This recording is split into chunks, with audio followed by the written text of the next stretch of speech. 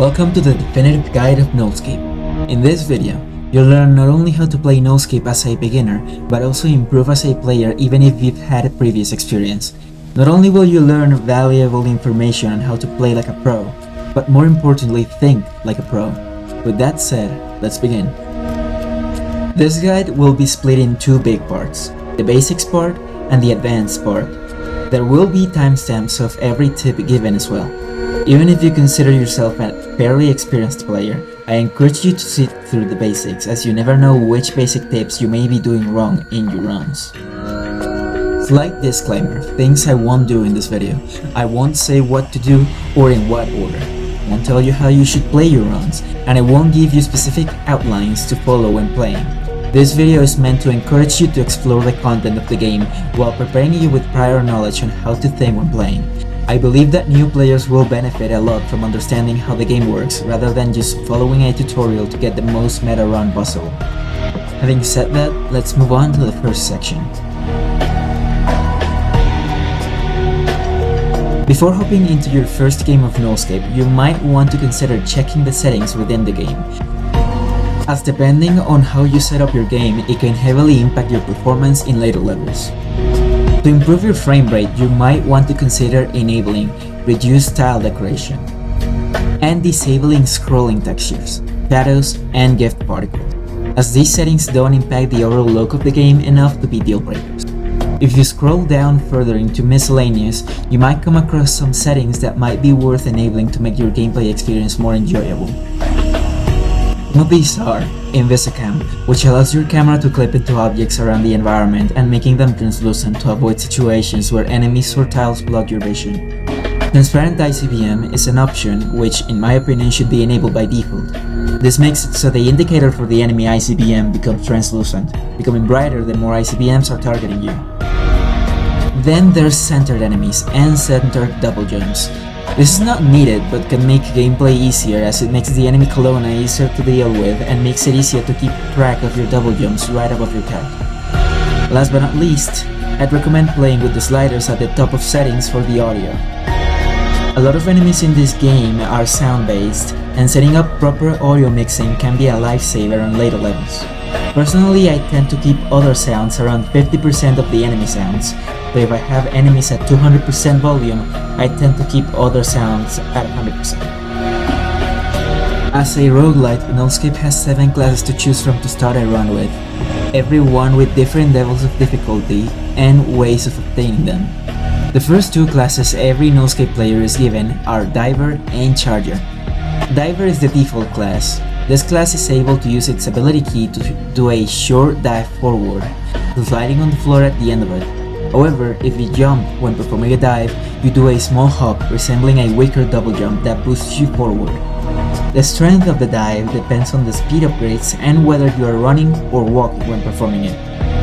If you dive into a solid surface, you will bonk and lose total control of your character until you hit solid ground.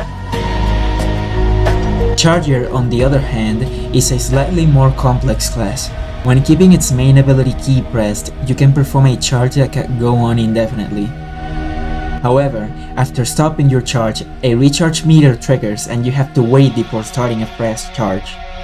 By pressing your alt ability key when charging, you can deploy an air platform that lasts roughly 1 second before disappearing. This platform only recharges when touching solid ground as well. Charger is also able to tank a trip mine during a charge, which puts you on a longer cooldown than usual. Speed upgrades also make your turn faster while charging. I personally recommend new players to stick to Diver, as although Charger is the objectively better class in the current meta, learning the Diver first will make understanding the game easier, especially since Charger is a way more complex of a class, having a higher skill floor. There are 3 main team size and difficulties you can choose from when starting a new run, not including Chaos and Random mode, as these are modifiers to the base difficulties. These are Solo, Party, which goes from 3 to 8 players, and Party Plus, which goes from 9 to 20 players. Duos technically exists, however it has the same limitations as Solo, only higher shop prices. As for difficulties to choose from, you got Casual, which has easier enemies, no trip mines, 2 times the base golden gift yield, and way cheaper shops. Then Standard, which is the intended base game, with the main difficulty coming from trip mines and a more balanced economy. Lastly, there's Extreme Mode, which features modified enemies to make them harder, earlier game progression events, and a forced curse every level, making this a mode recommended for more advanced players, with the only advantage being boosted experience and trip coin gain for every level. For new players, I'd recommend trying out Standard Party Plus, as this mode gives a more complete experience on how to play the game and a reasonable difficulty. Playing casual is fine, however, due to the vastly easier economy management and enemies, it can make switching difficulties harder. It's also recommended to join lobbies on early levels, as although playing with no upgrades is difficult even for good players, this can help set the foundation of your gameplay and learning process, depending on which class you choose to use. Now for the fun part. By now you should be ready to hop onto your first game of Nullscape. However, we're not done yet. You'll probably notice the game is indeed quite difficult. Even though it's true that practice helps you be better, there are some tips to improve your survivability and game sense even without playing the game. Starting with the foundation of every good Nullscape player. Most enemies in this game attack from behind, so staying on the move is the easiest way to avoid dying early and collecting gifts as efficiently as possible. Even when analyzing high-level play, you'll notice that staying motionless for too long is almost certainly a shield loss, or even death. Going hand in hand with the previous advice, not backtracking is pretty self-explanatory. Going through the same place twice is a very easy way of letting enemies catch up to you, or even worse, completely turning around, since you're almost guaranteed to run into the enemies behind you unless you got practice dodging them head-on. There's also the threat of the enemy husk, which is specifically designed to force you to stay on the move and not go back the same way around, as it copies your every move. At the end of the gift collection phase, the collapse, or rush, will start. Every tile with a previously normal gift will contain a golden gift, while the map begins collapsing. This collapse isn't random though. Tiles further away from the escape beacon will collapse first, making the golden gift collection at the edges of the map be a priority, as the more players within a team, the faster the collapse will go. Collecting as much golden gifts in this phase is crucial, as these are what will allow you to buy essential upgrades across your game. It is worth noting too that tiles with an altar on them will collapse almost last, meaning that branches with an altar on them have a very low priority, as they can be cleaned pretty late into collapse. With this in mind, let's move on to at the heart of the game, we find the enemies. Every other intermission, you will find yourself with 3 options of enemies to pick from. These enemies range from early game enemies to mid game enemies and late game enemies. This will force you to pick uncomfortable enemies at times that will make your run more or less difficult. For the early game, you get to pick between Belle, Baby, Husk, ICBM, Mar, and Springer. Belle will teleport around the map, launching you into the air and reducing your visibility on contact. Touching it multiple times will result in death. Baby is a pink face that will telegraph a red line on which it will dash and kill you on contact. Husk is effectively a Shadow Mario. It will copy every single one of your moves and kills on contact. ICBM is a missile that will aim at your player model for 3 seconds before going off and killing anybody within its radius, even other players. Mart is a water blob that will move slowly around the map. It is pretty harmless because of its slow speed, but it kills on contact. It is very advised to pay extra attention to it early game, as it can creep below the floor and kill you by surprise. Springer is a chest knight that will jump around the map with an indicator of where it will fall. Springer has collision, so it can slow down gift collection early into the game. Getting swished by it will result in death. Is that 270? Yeah! Oh my goodness! Oh my goodness! Why didn't you die twice? What are you doing? Oh my Why didn't you die twice? Spring dev. Oh my god, bro. Level 5! Live. Level Live. 5! Solo demon, bro. Solo demon! Solo angel. He went back to the line. And after landing, it will send a shockwave that pushes players away into the air. Springer warns when it's about to jump when its eyes glow. Then there's the mid-game enemies, this being Flesh, Operator, Guardian, Teletrigger, and Kelowna. Flesh is a skeleton hand that will move slowly around the map, inflecting tiles with flesh. Stepping on these tiles disables your abilities and heavily impairs your movement speed. It kills on contact as well. Operator is an enemy who resembles a traffic light that will appear on your screen and start ticking. It immediately goes away when you let go of all ability or movement keys. Operator does not detect your jumps, but you're still able to jump while dealing with it. It also kills after roughly 3 seconds of it left unattended. Guardian is a skull with flowers that will dash around the map and shoot 3 bullets and an aimed player. This enemy is extremely dangerous early game as it predicts where to shoot. Teletrigger is a fairly simple enemy. It triggers a siren for 1 second and a visual cue on your player model before teleporting a distance in front of you. After that, it will start very slowly walking towards the nearest player. He will kill on contact. Since it spawns directly in front of your player, you can very easily make it teleport to a less obtrusive place. Keep in mind though that at high speeds this enemy becomes extremely dangerous as it can catch you by surprise.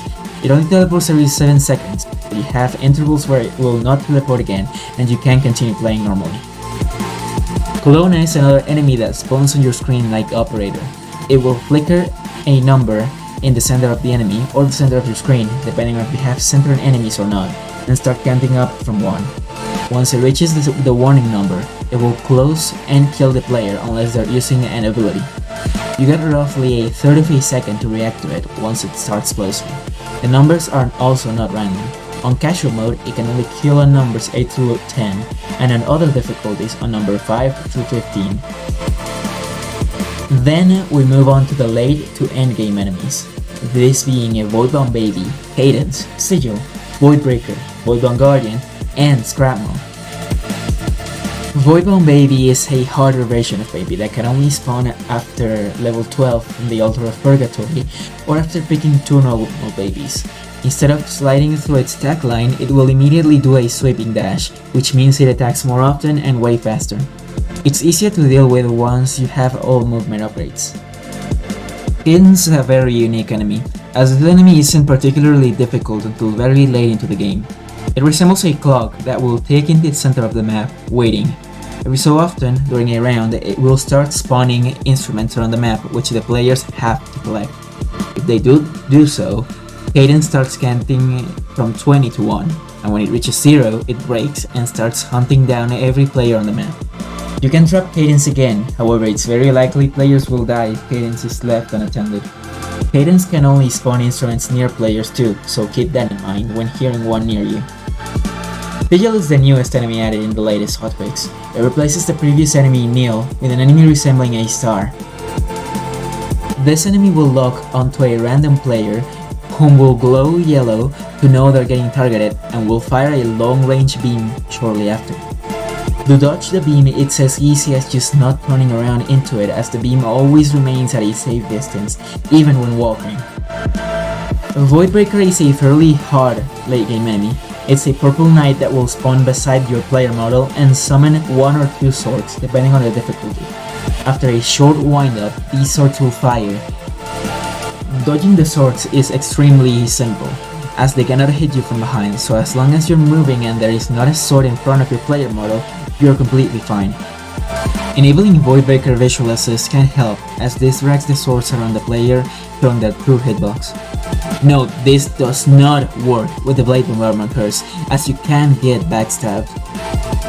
More stacks of this enemy also increases the frequency at which it spawns as well.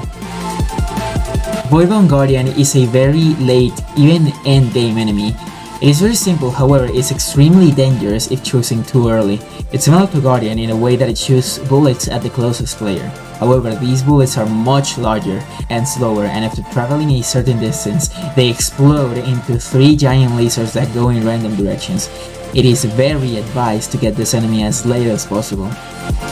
Lastly, we got Scrapmo, the last enemy added to your enemy pool. It resembles a train of scrap metal. Every 30 seconds a loud train horn will be heard and an orange cross-map line will appear. After a bit, Scrapmaw will blitz into this line and spawn an array of lasers around you that will have to dodge with a fairly medium reaction window. Making contact with Scrapmaw will kill you as well, so it's advised to get away from the orange warning and get ready to position yourself for the lasers. It's also possible to go out of Scrapmaw's range, however you need a good amount of speed even before it arrives to do so. Now, knowing how every enemy works, we can move on to Swerving is a big fundamental to improving your survivability in Nullscape. What do I mean by this? Instead of running straight all the time, you should focus on turning left and right slightly to vary your movements. This is helpful as enemies like Guardian and Baby are extremely dangerous when moving on straightaways, as they always line up with your movement. This is especially crucial to avoid the Antichrist, aka Tailorfagger, as the enemy can only spawn it directly in front of your player model, unless you have the accurate Tailorfagger curse active, making it less likely to get in your way and killing you. This is seen very commonly on Charger and Diver mains, however any class benefits from this playstyle to an extent.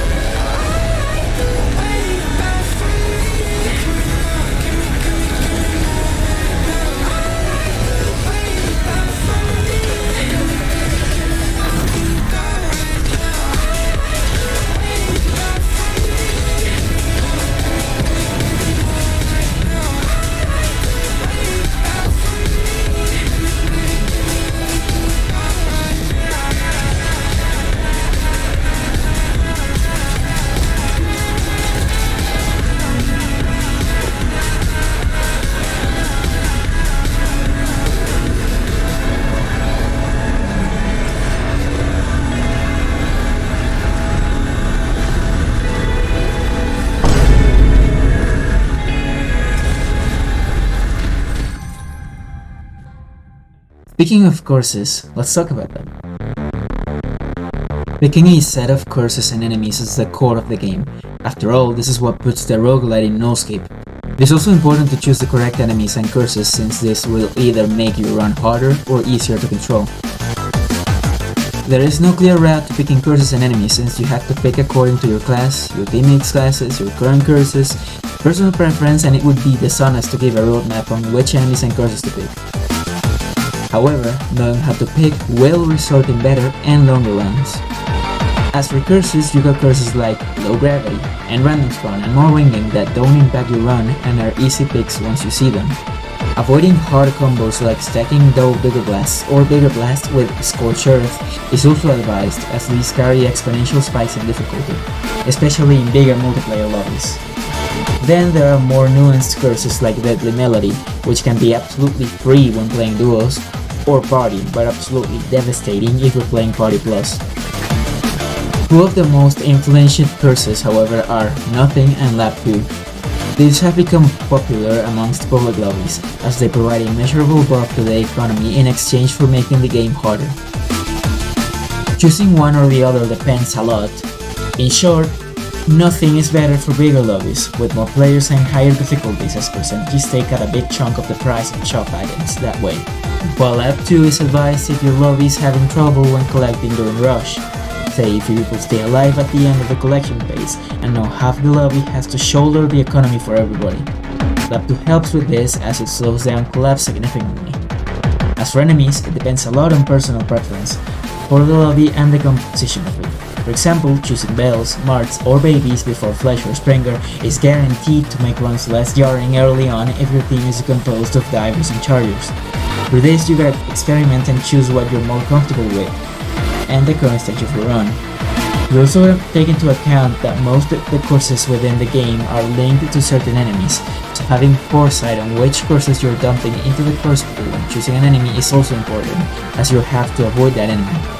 It's the reason why most lobbies stall Husk as long as possible, as this enemy is the enemy with the most courses in the game, and can absolutely litter your curse pool with all the trash you're seeing on screen.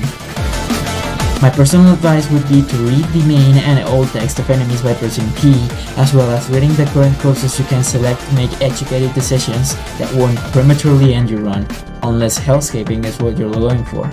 Having talked about the courses, we can't forget about At a certain point in the game, harder and permanent curses will appear in your shop every number of levels. This change is based on difficulty, having more and earlier greater curses in extreme mode than standard and so on. These don't necessarily make the game too hard, except Raid, you that are total hell, but they change the gameplay in big ways. First and foremost, we got one less choice. It is pretty self-explanatory, it makes intermissions give one less enemy and a curse peak, making picking more RNG based and rerolls less useful. It used to affect greater curses, however this has been reverted in the latest hotfix. It is advisable to take this as late as levels 35 or even 40, as even though it isn't dangerous and can even be fine if your other choices are horrid, in the endgame this GC has little to no effect on your picks, as you already have most enemies and curses from the pool. Next up is Inverse Destruction. This GC is in my opinion on the same level as Random Spawn or Lower Gravity, as it is almost helpful. Inverse Destruction makes levels collapse from the inside out. This has no negative effect on gameplay late game, as with all movement upgrades it is extremely easy to go back to the beacon. And if anything, it's better this way since most big tiles are oftentimes far away from the beacon, making raiding more effective. Void Implosions is another fairly easy greater curse, as these are client-sided purple bubbles that will spawn at 90% gift collection. These ignore your shield and kill you in their area, but they're very easy to avoid, and with the subspatial barrier upgrade it's almost impossible to die to them naturally. Run is another easy pick when choosing greater curses. This GC isn't available on casual mode, and it makes sea mines chase you after activating them. Although this can be dangerous if you have trouble avoiding sea mines, if this is not the case, Run is almost free and can even help when boosting yourself with sea mines. More on this later. Razor Bloom is the first enemy-like threat in greater curses. It is a bird resembling a flower that will perch on your head and start spinning shortly after. You have roughly 7 seconds to touch a jump pad to make it go away, which makes it fairly harmless in a lot of scenarios, as 7 seconds is more than enough time to use a jump pad. Prep Card is one of the more dangerous greater curses, and picking it depends a lot on the size of the lobby. But oftentimes it is not advised to pick it, as it will double the amount of enemies from 3 random enemies in your picks, while giving you 3 extra random enemies. Oblivion is one of the most annoying greater curses in the game. Even high level players avoid this curse, as every so often the map will be engulfed in a purple mist, visibility will get worse, and lingering over the void will quickly kill you, forcing you to stay grounded or over rails while the convergence stops. Picking this greater curse is not advised at all, and should only be picked by endurance lobbies where it's forced when going too deep into the game. Going into enemy related curses, we have 6 of them as of now. The first one is Tantrum. This GC is fairly simple and even easy in some cases, as babies enrage when losing distance or triggering rush. This basically turns babies into stronger void babies, as babies dash way faster and have no cooldown in between dashes. Whether you pick this GC or not depends on how comfortable your lobby feels with dealing with these babies. Hollow is another horrid greater curse. This makes tiles being able to be destroyed by ICBMs. Some big tiles can tank multiple ICBM explosions, however most of the times this GC will make the map unplayable, especially in Party Plus. If combined with Oblivion, you have the perfect recipe for a hellish run. Do not pick this. Mass Infection, just like Tantrum, is a GC that depends a lot on how the lobby feels about it, as it will make flesh last roughly 2 or 3 times as long, and touching a flesh tile will disable you for way longer. Voidland Operator is a fairly simple greater curse, but can be very oppressive when dealing with a lot of enemies, as it will make Operator attack 3 times consecutively with very little reaction time. However, these attacks are not random. You will always pick when spawning, and these ticks count toward Vivio's next attack, coming at the ticks 21, then 13 and 13 respectively. Vivio also gives 2 ticks of grace time to react to it, and immediately disappears when coming to a stop. However, these ticks will count toward the next attack, meaning you can deal with it at intervals 23, 11, 13 for example. Keep in mind, Operator doesn't care if you jump while it's attacking, so using this to your advantage can prove useful if you desperately need movement. The first attack will also shorten to 15 ticks if you are moving when VBO spawns. Lastly, we got Ballet of Blades and Blade Bombardment. These GCs in my opinion deserve their own sections, but in short, Blade Bombardment will make it so that Voidbreaker gains 2 extra swords per attack and goes slower, but you can be backstabbed by the swords now. And Blade Ballet will make it so that Voidbreaker would spawn 4 volleys of swords around you, with 3 swords compounding each volley, and then firing them in quick succession.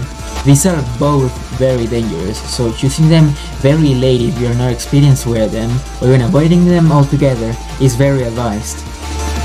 I'll come back to these 2 Greta curses later on, but for now, let's move on to... Every run at levels 3, 5, 8, and XO, a shop will appear at the end of your enemy and curse selections with a varied pool of items to choose from to upgrade your moveset. Some upgrades start spawning at fixed levels. I'll show those levels on screen, so having a roadmap of what you want to buy is crucial. However, as a general rule of thumb, you want to buy economy and speed upgrades first, before anything else, starting at level 3. As these upgrades will make it possible to snowball your economy later on in the game. Then at level 15, buy shield and shoes before anything else, and then freestyle your run from then on. The most important and influential upgrades though are mostly level 13 and 15 upgrades, these being Ninja Belt, as this unlocks new abilities for all classes minus Prisoner and Wanted. Shark Tail, which for most classes provides extra vertical mobility options. Matrix Tetrahedron, which unlocks your movement, making you able to change directions immediately. Sports Shoes, which heavily increases your movement speed, and Shield, which will make survivability way better for all members of your team, as it'll give you an extra hit before death. Some other important upgrades include Grace Wings if you're playing Standard or Extreme, Ice Skates, which ideally you want to buy after Grace Wings, Miniature Hourglass, which gives miscellaneous buffs depending on your class, and Round Aegis, which makes protection altars way better, giving you an extra Void Shield that will teleport you high into the sky once after falling into the void. In the description I will leave a link to the Nullscape calculator as well, in case you want to plan your future purchases in the shop. I'll go more in depth on how to build up a good economy to buy the upgrades you need, but first I gotta explain. Before moving into the economy section, I want to explain how every altar works.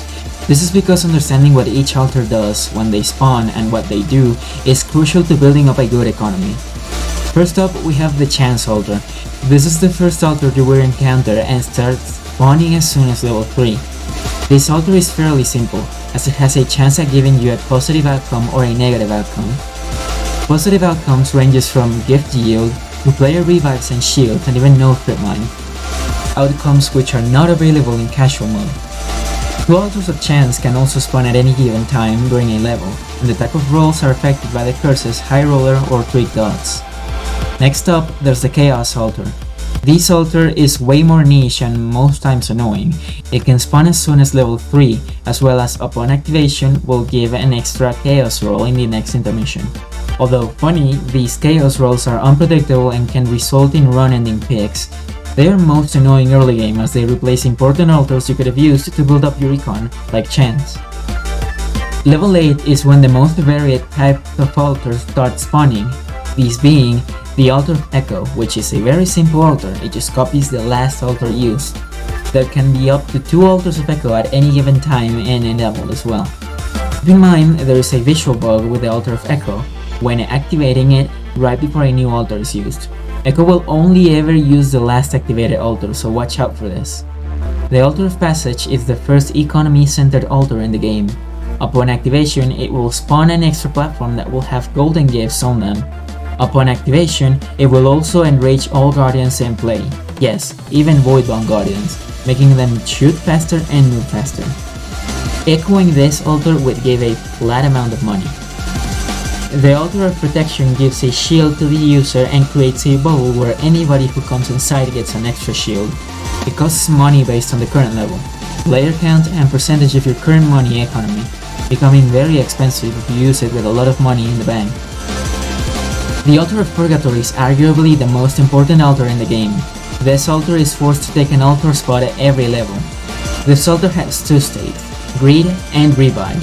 the second one activating between 50% and 90% gift collection before expiring. The grid form grants 2 times additive gift yield, and this multiplier increases by 1 every 15 levels, starting at 3x at level 20. The revive form just revives all dead players on the center spawn platform. Upon use, the Altar of Purgatory also spawns a bunch of enemies in return, making this altar very high risk, high reward. Keep in mind, using the revive version of this altar makes it disappear for 30 levels, and also echoing a Purgatory altar just always uses the grid form of the altar. You will never revive from the echo altar. The last altar to spawn is the Purification altar. This altar spawns fairly late into the early game, spawning at level 14. Upon use, it will eliminate 1 curse from your curse pool for a random enemy in return. On top of that, if you purify a hard curse, which I'll show on screen what curses count as hard curses, and the priority they have because the Altar of Purgatory has a priority, it will take a fixed amount of money as well. This altar cannot spawn for 8 levels after using it. Having understood the altars, we can move on to arguably one of, if not the main objective of a run. As the game progresses, you'll find yourself needing a lot more money every shop to progress, and although naturally advancing levels will give you enough money to buy upgrades, there are a few tips to min-max your potential economy. Starting off, chance altars are the only real form of early economy building other than metal curses. It is advised to chance up until level 8 and chance afterward if your team is comfortable with handling the downsides. As for metal, it is essential, especially in standard and extreme, to buy it as soon as possible in level 5, and choose metal curses at every chance given, since these keep your economy afloat. Keep in mind that all hard curses are metal curses, so this ties close to the Purification altar. Using metal is usually not worth it in casual until later levels like level 50 or 60, since casual has a very easily managed economy. Although if you aren't parrying, it is a good alternative to gaining money, especially since metal spawns every level. So you get more money per metal as the payout increases with how many hard curses you've acquired across the run. Starting at level 8, you want to prioritize getting Fanny Pack and Purging. These are the bread and butter of every good economy, as Fanny Pack has a 2x multiplicative multiplier. What this means is that if you get a Fanny Pack tile, or for example 100 gifts in that Fanny Pack, while having a 10x gift yield, instead of getting 1000 gifts, you'll get 2000 gifts. The first Purify altar is also very useful for the economy. If you're playing casual mode, it is very easy to use this purification to get rid of an easy curse for free and get rid of the Purify for 8 levels, which makes room for more useful altars like Echo and Passage to spawn, which make gaining money easier. This has limited applications in Standard and Extreme however, and you gotta plan around the Purify most of the times.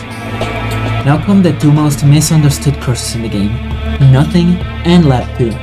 These curses are a direct boost to the economy, however, they need context to know whether you should choose one or the other. First, we gotta know what they do. Nothing lowers prices in the shops by 15% in exchange for giving you a random enemy every level, up to a maximum of 8 enemies. On the other hand, Lap 2 gives 25% more gift yield and makes collapse way slower in exchange for the beacon to need 40% of the golden gifts around the map to be collected for it to be open. Lap 2 also heavily nerfs the multipliers given by the Altar of Purgatory. There is a lot of nuance on which curse you want to pick and when to, but to make it simple, Lap 2 is better when a few people survive until collapse, as 5 people can shoulder the economy of a 20-player lobby. Nothing, on the other hand, is better the bigger the lobby is and the higher the difficulty you're playing at. In a 20-player lobby, 15% discounts on shops makes way bigger of a difference than solo or duos. Since on solo extreme for example, you're only saving 150 golden gifts, while in Party Plus Extreme, you save a whopping 3000 golden gifts when buying an important item like Shield. You also gotta remember that every shop item gets discounted, so the compound savings over time can make you buy better movement much earlier than usual, helping you build up even more money. It is impossible to know how a level is going to generate before starting it. However, it is much easier to predict how it can generate and most importantly, how it will collapse. At level 18, the high-rise towers begin spawning. These are vertical tiles that are slightly harder to climb, but give you an extra double jump. They also have the same shape every time, with a clear spiral climbing flow to them. And once you get used to them, they are very easy to clear and use for slight vertical repositioning. Except for the damn chimneys, I hate those things with all my soul. Building upon the last section, fanny pack tiles are also very easy to predict. There are set shapes for golden tiles that at collapse will always turn golden. I'll show some examples on the screen. Knowing these shapes makes it easier to clear fanny pack tiles during collapse. And it's worth to look out for the shapes, especially big shapes like the Dorito or the double bridge. Even though these are called environmental hazards, some of them are actually very useful and essential to movement around the map. The three main daily hazards that can start spawning depending on the game's difficulty are sea mines, trip mines, and the shipneys, with trip mines not spawning in casual. Sea mines have two blast zones, the smaller kill zone that deals damage and the bigger knockback zone. The second zone pushes your character a set distance relative to your position around the sea mine and doesn't kill you.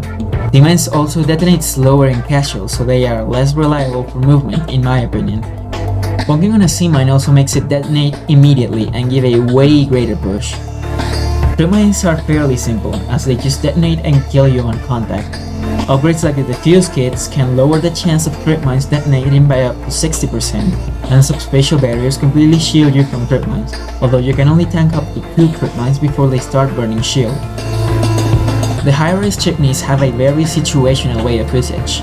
When walking above a chimney, this will set you on fire and force you to move forward, the same effect as the cursed scorched earth. How is this useful? Operator gets completely nullified when you're on fire. Yes, even if you use abilities. This makes it so if an operator is attacking you and you don't have the confidence to deal with it, you can set yourself ablaze and ignore it completely during the remainder of the attack. There are lots of movement options around the map in every level. Some of these being the enemy bell, sea mines, jump pads, pre-orbs, and grind rails. And knowing how to use each one to its fullest potential is crucial for dynamic traversal around the map. Starting off simple, bell is very straightforward. It launches you upwards and cleanses any flash effects on your character. Situational, but can serve for a good boost if you don't have any bell associated curses. I already explained sea mines, but knowing how to use your double jump to get out of its kill zone is crucial. As with the course run, you'll have to quickly run away from the sea mine after activating it and use 2 jumps to get out of the kill zone and take advantage of the massive boost they give you. Jump pads are also very straightforward. They just push you upwards, with the grapple points being a stronger, smaller version of normal jump pads that launch you further up. Bundled up with jump pads, we have pre-orbs. These allow you to jump inside them and launch yourself where you're looking. Pre-orbs have 2 launch modes, normal launch, which is just launches you forward with a grapple point boost, and the upper launch, which is done by letting go of all movement keys and jumping out, launching you upwards. Pre-orbs are very useful as they don't get nerfed by the weaker jump pads curse, making them especially useful in extreme mode. Last but not least, there's the grind rails. These spawn around the map and you can jump on them to go faster. However, the grind rails can also increase your speed cap, as the faster you go into them, the more speed they will retain. Even going airborne and coming to a full stop when you start moving again, you'll quickly accelerate as if you were still on the grind rail. It can be hard to control, but if done well, can result in some crazy traversal around the map. Well, that was a long introduction to the game. Nullscape is a very complex game, and although it might sometimes feel overwhelming as a new player, having prior knowledge gives you the power to fend for yourself more easily. I may have skipped some points, and if that was the case, let me know down in the comments what your favorite personal tip is when playing Nullscape. I would also appreciate it if you liked and subscribed, as this is my first video and it lets me know whether you want to see what I'm capable of. But we are not done yet. What if you aren't a new player? What if you're an experienced player who already conquered the basics on the game and wants more? You want advanced tips that will make you improve your gameplay and possibly be the next Div 1? Well, I got a lot to tell you, so buckle up because we're in the end game now, and this is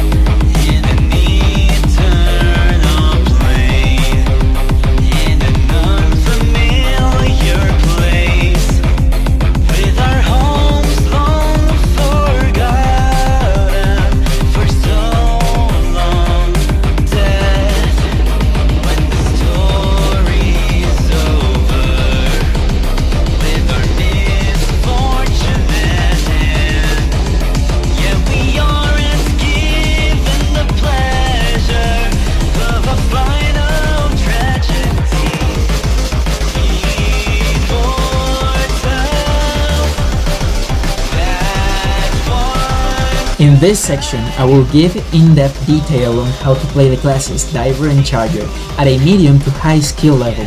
I will also go in depth on how to deal with every enemy in the game, as well as explaining the Celestial fight. With that out of the way, let's begin.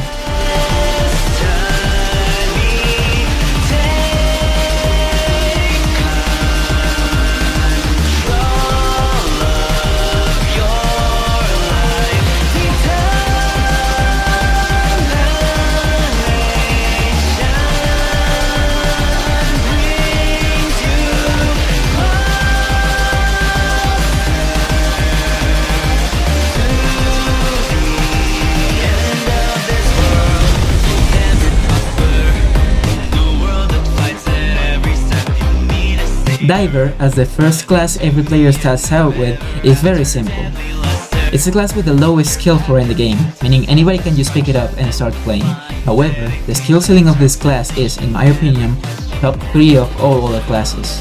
The main advantage of Diver is the upgrade scaling. Diver has a very natural progression with upgrades, so there's no point where you're particularly weak. Some techs that good divers use to make the most of the class are dive cancelling. When you dive and immediately jump out of your dive, this increases your gift collection range by a bit and leaves you close to the floor, making it good for straightaways and gift collection for fast horizontal movement. This is especially good for gift collection during a normal round, as it will give you a lot of speed very quickly. Diving into a jump pad or grapple point is also extremely useful, as it replenishes your dive, your double jumps, and retains your angular momentum, boosting you forward fairly easily. Dive cancelling, especially with Ninja Belt, can be extremely good if done when entering a grind rail. As I already explained, grind rails keep the speed you enter them, so doing this can make you move way faster. Keep in mind your dive also cancels out your movement, so if the speed is too much for you, you can always just do a normal dive to come to a full stop midair. Diving is stronger or weaker depending on if you're running, walking, or making a power dive, giving you essentially 4 diving alternatives.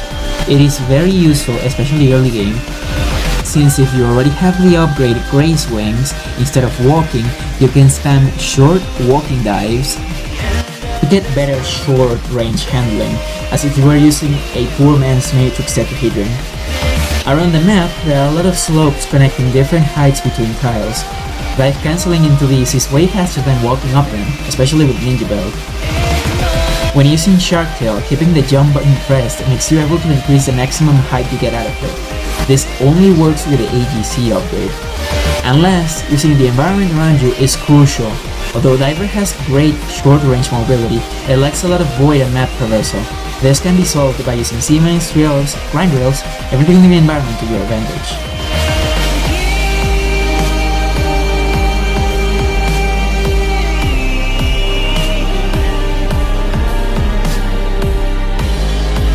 Moving on to arguably the best class in the game, we have Charger. Charger is the secondary fleet class every player gets when getting into the game. However, don't let this make you think the class is weak. Charger is easily a top 2 or even 1 class in the game, with one of the highest skill ceilings, as it requires a lot of knowledge, mechanics, and experience to use to its maximum potential.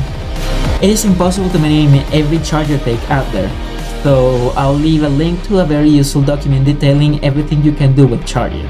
In the meantime, I'll explain the most important things to know, but first, I would recommend binding Ability 1 and Alt Ability to your Mouse 1 and Mouse 2 buttons, as it makes gameplay way easier, but it depends on personal preference. In early game, you'll notice that ending your charge will make you slide forward. If you jump and quick drop immediately, this doesn't happen and puts you at a full stop. For those who are crazy enough to use Charger early game, doing this coming out of your air platform can give you a small traversal boost forward, helping you with gift collection even at early stages of the game. Speed upgrades increase your turning speed by a bit, but what makes it the biggest difference is understanding WASD turning. When turning, it is natural to press W while steering. However, if you instead only press one direction key at the same time, say A or D, you'll get a much sharper turn even without upgrades like Matrix Tetrahedron, which is extremely helpful even with all upgrades. When charging around in straightaways, it is recommended to press both ability keys at the same time, as this will make it so you won't fall on small gaps and bonk by accident, as if you're just learning charger, doing this at all times also makes it easier to survive, as bonking while stepping foot on solid ground doesn't stun you. This wastes your ult ability a lot, but it makes learning charger a lot easier at the beginning. Charging or quick dropping into bells sends you extremely high into the sky as well. Now, these tips apply to general use of charging, but at level 13 you get Ninja Belt, which is easily 60% of charger's kit. And at level 15 you get fully realized charging as you get Matrix Tetrahedron, Sports Shoes, and Shark Tail. When playing with charger at full potential, you unlock some very useful tech, such as, when charging midair, pressing both ability keys at the same time will bring you to a full stop, very similar to that of Wanted. This is called a Shark Tail cancel. Big hopping. Ninja Belt allows you to make long jumps when jumping out of a charge. If you immediately press your ability key twice, you'll immediately come back to the ground and start a new charge. If you chain this, you'll start bunny hopping. A very useful tech, as if done correctly, it's faster than normal charging. It is also very useful in general to cross small gaps, as it's the only burst ability charger is equipped with. The Trio Orb tech. This is a bit more complicated, however, when charging into a Trio Orb, if you immediately jump out of it and press S to start pulling back, you'll be sent incredibly high into the sky, giving you crazy vertical height. If you don't press S, you'll be just sent forward. Talking about vertical height, if you're running on solid ground, using your Shark Tail and jumping at the same time will let you do a super jump. This can be done with your air platform as well, but this is a bit risky and should be practiced as the timing is way tighter. And lastly, coming back to the Shark Tail cancel, this can be done on the ground as well, and it's even more useful in my opinion. When running, you can press both ability keys twice at the same time, and you'll notice you come to a full stop but start a new charge. If you change directions, you'll make a full stop turn without stopping your charge.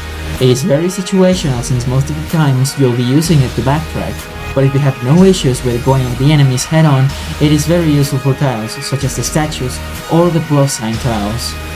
And after knowing all this, your charger gameplay will finally look more like this. With these tips, you now should be able to master Diver and Charger on your own, but we still need to talk about the enemies. I'll focus on the enemies most people struggle with, and go in depth on how to deal with them, and even use them to your advantage. Starting with, Bell is a very useful enemy. On top of giving you extra height, you can use it to cleanse flash effects. So watch how creative you desperately need your ability, as Bell only spawns near players. Baby is an easier enemy than most think. Early game, it's sometimes ideal over something like a Spring or a Flash, only being as threatening if you stack two of them because of the risk of Voidbound Babies and Tantrum. Husky is a very inconsequential enemy, however, it can make map traversal horrible depending on which curses you pick. ICBM is another pretty inconsequential enemy. The only real risk at high levels is PvP since everybody is dealing with ICBMs constantly. Mart is a sneaky enemy. It is impossible to know where it is since it constantly retargets between players and can go through platforms. The best you can do is react fast enough so that Mart doesn't jump scare you and take away your shields. If you're alone, Mart is pretty harmless and as long as you don't backtrack, you'd be totally fine. Springer is another very easy enemy. The only real threat is getting squished by it, which can be mitigated by going fast and reacting. Bonking mid-air is a risk too, however. It shouldn't be a death sentence with helmet, but it should be something to look out for, especially with Charger. Flash is a seemingly easy enemy that hurts the run slowly. Naturally, since Flash moves around slowly, retargeting players, it can very quickly make big portions of the map untraversable, especially with curses like Mass Infection or Bloodier Meat. Even though this enemy isn't dangerous by itself, it can ruin the economy since it makes rush way slower early game. It can also make for some unexpected deaths if you aren't paying attention close to a ledge and get flashed. Operator is a very easy enemy. Just let go of every key and ability for 1/3 of a second and it immediately disappears. Remember that using your jump is totally fine. Guardian is an extremely dangerous enemy, especially early game. It has prediction shooting, aka he's a controller player with aim assist. If you're not careful, it can very easily snipe you across the map, or get caught in crossfire when another person is getting targeted by it. I would advise stalling this enemy as long as possible. The same thing I can say about Flesh. Telefragger is the Antichrist. It is by far the most dangerous enemy since it's the only enemy that attacks you from the front. The best you can do is swerve and be ready anytime you hear the siren. It isn't hard, however. Late game is by far the easiest enemy to forget about, and if a lot of them are at play, it can make running around impossible, letting enemies from behind catch up to you. Not as dangerous early game, but definitely a serious threat medium to late game. Kelowna is a very easy enemy. Similar to Operator, it spawns in your screen, flashing a number, then it starts counting. You have to make sure to be using your ability when the numbers flash. However, you have about 1/3 of a second while Kelowna is closing to react. If you forgot your number and you have quick reflexes, you can save your ability and react to the moment you hear Kelowna closing. This is easier in casual as there are only 3 numbers Kelowna can attack at, 8, 9 and 10. Void Bomb Baby is a decently dangerous enemy early game.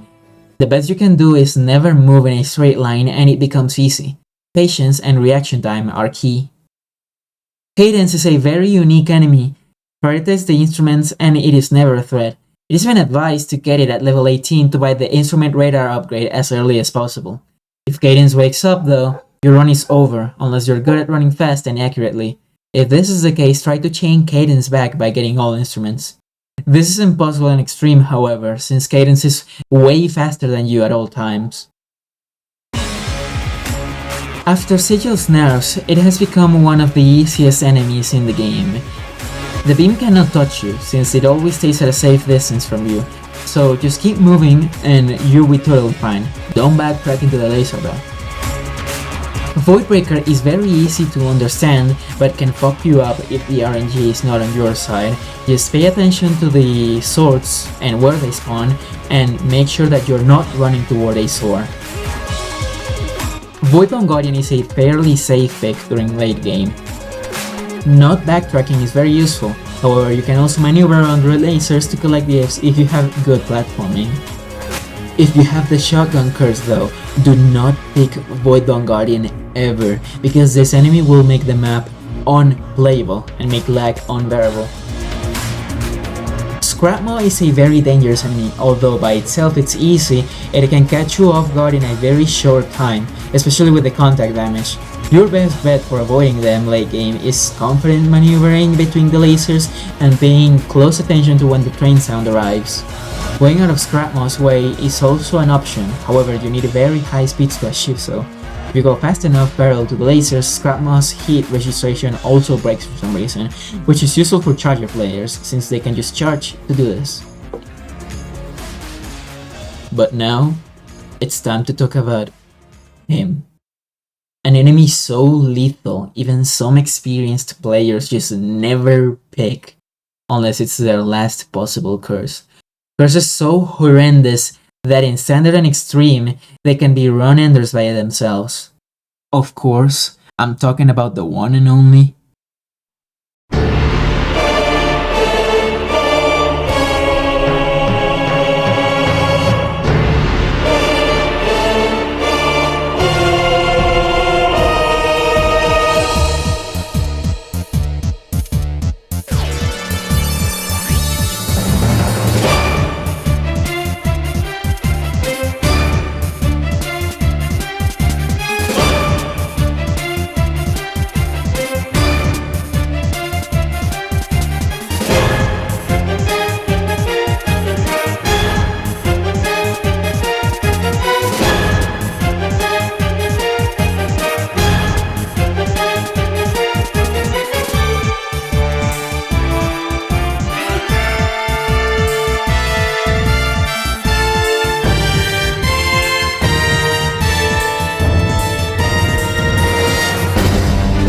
First Voidbreaker. There are 2 paths to which you can get to this enemy. These are Ballet of Blades and Blade Bombardment. Which of these two radar curses is easier depends on the player. However, they are both very easily run-enders if picked in the wrong lobby. However, knowing how to deal with them makes it easier. Before starting, we gotta understand two concepts. These are back spotting and front spotting. Front spotting is when you focus on the front of your character and looking for gaps to dodge through, as where back spotting is where you focus on your back and making sure you're running away from a dodgeable gap. Now, starting with my personal favorite, Blade Ballet. This GC makes Voidbreaker add one sword to his attack and spawn 4 rounds of swords around you, firing them immediately in sequence. To deal with the swords, the best strategy is to go airborne and focus on the sword gaps. Swords are thinner, so you can front spot it to dodge an entire round of blades from Voidbreaker. This is fairly simple, however it will make Voidbreaker attack more frequently as every attack takes longer. On the other hand, Blade Bombardment is a very weird breaker curse, especially for inexperienced players.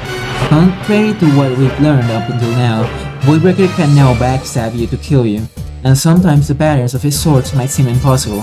However, this is where backspotting comes in handy. The same gaps you look for in front of you with Ballet, you wanna look for with V-Bomb, but on your back. Once you see one, simply walking opposite to it will protect you from Voidbreaker. You still need to watch your front, however backspotting almost always has a clear dodging path in front as well. Just make sure you're properly aligned with the swords and you'll be fine. On screen, I'll show the possible patterns that Voidbreaker can attack you with, so that you can know which safe spots to pick.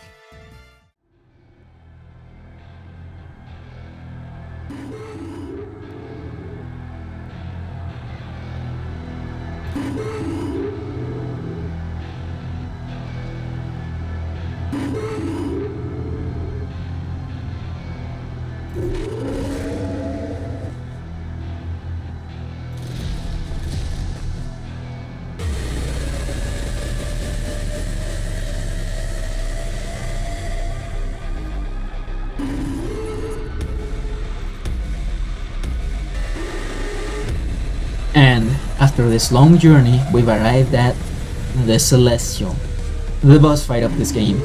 Div1 has a very detailed guide on how Celestial works for every phase, so I'll refer you to those guides in the description. However, I'll try to give my best explanation to how to survive Celestial according to my own experience.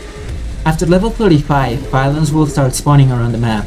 Activating 5 charges across 5 levels will unlock the boss fight, and oh boy, this boss is a lot of RNG. I'll put a list of the attack cycles and show how they go during the gameplay, but you want to follow a determined flow.